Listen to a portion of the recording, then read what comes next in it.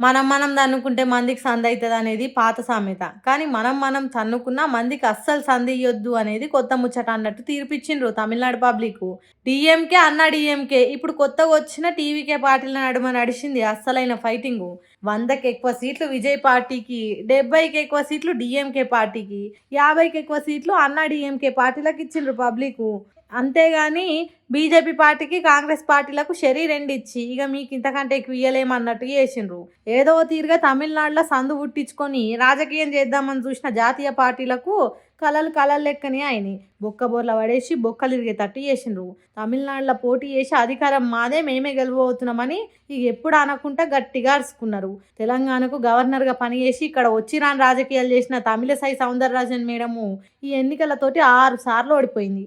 ఇక్కడ గవర్నర్ ఉండి సర్కారు చేసిన పనులల్లో ఏలు పెట్టి రాజకీయం చేసుడు వచ్చు కానీ తమిళనాడులో బీజేపీ పార్టీని గెలిపించుకోడు తెలుస్తలేదా అని అంటుర్రు ఇక్కడ జనాలు.